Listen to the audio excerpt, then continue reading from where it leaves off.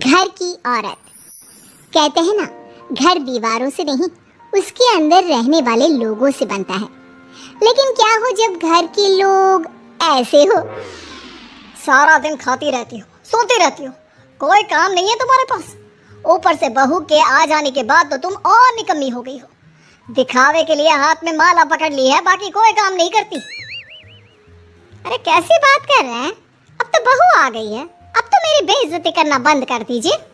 जैसे तैसे मेरी तो जिंदगी कट गई गालियां खा खा कर। अरे उस बेचारी को तो छोड़ दीजिए। तभी बेटे के जोर जोर से चिल्लाने की आवाज आती है। कहा था ना तुमसे रिजाइन कर दो, क्यों नहीं किया? और ये पर्स लटका कर कहाँ निकली? चलो कमरे में काम करो घर का। बहू बेटे की लड़ाई सुनकर सास ससुर बाहर आ जाते हैं। सामने खड़ी होती है नई नवेली बहू रीमा। देख लीजिए माँ जी, शादी से पहले तो मेरे माँ पापा के सामने कहा था कि शादी के बाद नौकरी करने देंगे, लेकिन अब क्या कह रहे हैं? तो तुम माँ जी को क्यों बोल रही है बहू? तब उसका मन रहा होगा, अब नहीं है। पर पिताजी, उसके मन से मेरा करियर तो नहीं चल सकता ना। ससुर को बहू की बात पर गुस्सा आ जाता है। वो बेटी की तरफ देखता है। पापा से जुबान लड़ाती है, रुक। ये बोलकर वो पत्नी को खींचकर कमरे में ले जाता है और बंद कर देता है। ये सब देखकर सास दुखी हो जाती है। पति के जाने के बाद सास बेटे से कहती है, देख बेटा, अब जमाना कुछ और है। तेरे पिता ने घर में औरतों की कद्र नहीं की, लेकिन तू ऐसा ना बन। शहर की समझदार पढ़ी लिखी लड़की से शादी की है तूने, उसका ख्याल रखा कर, तमीज से पेश आया कर। जा, बहू को कमरे से बाहर ले आ। लेकिन बेटा नहीं मानता और बहू कमरे में सारा दिन बंद रहती है। शाम को बेटा बाहर जाता है कि सास चाय और बिस्कुट लेकर बहू के कमरे में जाती है। बहू बेटा ये ले, चाय पी ले। रो रो कर कैसी शक्ल बना ली है बेटा। माँ जी, ये कैसे लोग हैं? आप कैसे मैनेज कर रही हैं? ऐसे थोड़ी ना होता है माँ जी। घर की औरतों को तो पिताजी और ये इंसान समझते ही नहीं। क्या करूं बेटा, मैंने तो जैसे तैसे सह लिया, लेकिन तू ना सहना। दोनों बात कर ही रहे थे कि ससुर आ जाते हैं। अच्छा, तो अब बहू को भड़का रही हो? बहुत दिन हो गए मार खाए, अब क्या बहू के सामने खाओगे? जाओ यहाँ से, और जरूरत नहीं है ज्यादा इस लड़की को सर पर चढ़ाने की, समझी? बहू को ससुर की बात पर गुस्सा आ जाता है, लेकिन वो कुछ नहीं कहती। आए दिन बहू देखती है कि कैसे उसकी सास और उसके साथ उसका ससुर और पति गंदा व्यवहार करते हैं। फिर एक दिन, ये क्या बनाया है? खाना बनाना नहीं आता क्या? ये बोलकर वो खाने की भरी सारी थाली फेंक देता है। अरे बेटा कोई बात नहीं, शांत हो जा, मैं अभी बाहर से कुछ मंगवा देता हूँ। हाँ बाबा, ऑर्डर करिए। ऐसे खाने से तो पेट भरने से रहा। वैसे खाना तुमको बनाना आता नहीं और बाहर जाकर नौकरी करना चाहती हो। अरे तुम जैसे को तो पूछते भी नहीं है बाहर। बहू को पति की बात पर गुस्सा आता है, तभी सास बोल पड़ती है। तेरे से ज्यादा पढ़ी लिखी है वो, तो तूने इसे कहा था कि तू नौकरी करने देगा तो तुझसे शादी कर ली, वरना ना ही करवाते इसके माँ बाप तुझसे शादी इसकी। और कमाती भी ये तेरे जितना ही है बेटा। बहू हैरान रह जाती है कि जो सास खुद के लिए एक बार भी खड़ी नहीं हुई, वो उसके लिए बेटे को भी भला बुरा सुना रही है। उसकी नज़र में सास की इज्जत और बढ़ जाती है। वो सास को देखकर ये सब सोच ही रही थी कि उसके कान में एक जोर से चांटे की आवाज आती है। किसको किसको मार पड़ी? वो देख ही रही होती है कि उसकी नज़र जमीन पर बैठी सास पर पड़ती है। अभी तो धीरे से मारा, फिर जुबान खोली ना तो ऐसा मारूंगा कि कान के पर्दे फट जाएंगे। सास रो रही थी। बेटा और पति वहां से चले जाते हैं। पिताजी अच्छा किया माँ को जोर का चांटा लगाकर। आगे से जबान खोलने से पहले 4 बार सोचेंगी। बड़ी आई। दोनों हंसते हुए वहां से निकल जाते हैं। बहू सास को उठाती है और पानी देती है। मैंने ये दिन रोज देखे हैं बहू, लेकिन तू नहीं सहना। तू अपना जीवन अपने अनुसार जीना। शादी के वक्त मैंने तेरी माँ से बात करने की कोशिश की थी, उन्हें बताया था, लेकिन वो नहीं मानी। बहू सास को पकड़कर रोने लगती है। वो इसलिए नहीं मानी क्योंकि वो मेरी सगी माँ नहीं है। माँ जी, जिस तरह से आप मेरे लिए खड़ी हुई है ना, मेरी माँ भी नहीं हुई। बेटा मैं तेरा भला चाहती हूँ, तू नौकरी इस घर में रहकर तो नहीं कर पाएगी, एक काम कर, इस घर से चली जा, पैसे कमा और खुश रह। माँ जी, हो सकता है कल तक मैं आपके इस फैसले को मान जाती, लेकिन आज नहीं। माँ जी, आप यहाँ इस नर्क को झेले और मैं आपको छोड़कर चली जाऊं? नहीं, कभी नहीं। अगले रोज।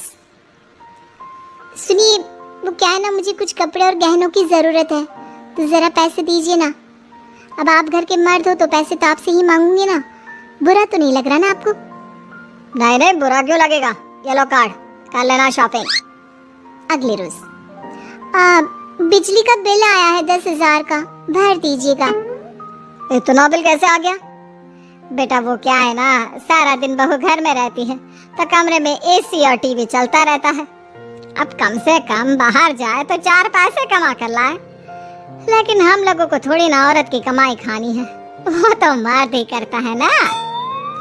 पति पर्स देखता है और फिर हाँ माँ, ठीक बोल रही हो। खैर चलता हूँ, ऑफिस का वक्त हो गया है। पति ऑफिस से पिता को फोन करता है। पापा, घर के खर्चे तो बढ़ते ही जा रहे हैं, ऊपर से महंगाई आप देख रहे हैं। मैं सोच रहा हूँ क्यों ना मीना को नौकरी के लिए हाँ कर दूँ, 4 पैसे ही लाएगी ना घर में। वो तो तू ठीक बोल रहा है, लेकिन ये औरत की जात, कल को 4 पैसे कमाने लगे तो ये नहीं कि सर पर चढ़कर नाचे। हाँ पिताजी, बात तो सही है। वो तो आप हैं जो माँ को मुट्ठी में रखा है, वरना मेरी वाली तो। खैर, सोचते इस बारे में। शाम को पूरा परिवार साथ बैठा होता है। वो कल पनीर की सब्जी बनानी है तो थोड़े पैसे देकर जाना। और हाँ, कीर्तन भी रखा है संडे को, उसके लिए सामान की लिस्ट बना दी है, ले आना। पापा को दे दो, वो ले आएंगे। अरे पापा कहाँ से ले आएंगे, मेरे पास नहीं है पैसे वैसे। लो, पैसे ही नहीं है? मेरे पापा की जेब तो हमेशा नोटों से भरी रहती है।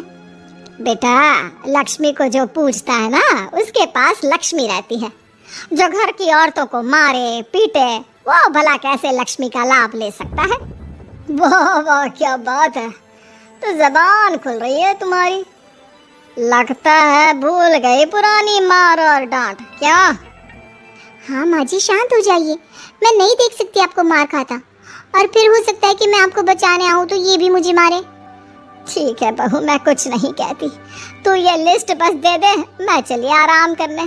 फिर अगले रोज। सुनिए जी, वो मायके जाना है। वो क्या है ना, शादी की बात से गई नहीं, तो ट्रेन की टिकट बुक करवा देना। तो मैं भी तो साथ जाऊंगा ना तुम्हारे।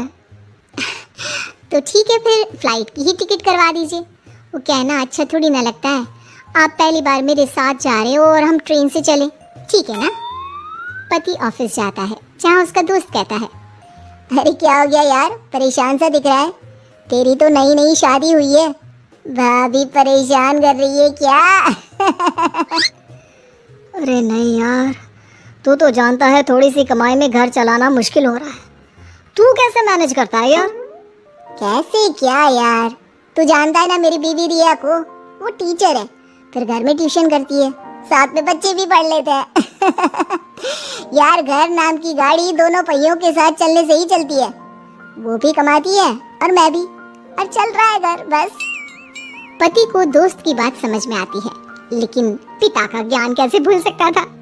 वही कल को सर पर चढ़कर नाचने लगी तो। शाम को घर आता है, जहाँ उसकी बुआ और उसका बेटा बैठे होते हैं। अरे आ गया लल्ला, कैसा थका थका सा लग रहा है, सब ठीक है ना? नमस्ते बुआ, कैसे आना हुआ? कैसा है रमेश? भाई को तो भाई की याद ही नहीं आती। अरे नहीं नहीं भैया, याद नहीं आती तो यहाँ कैसे आता? ये लीजिए मेरी शादी का कार्ड, जरूर आना। पति कार्ड खोलता है।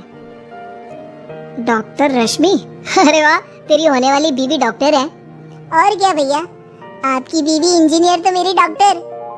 तभी वहाँ सास आ जाती है।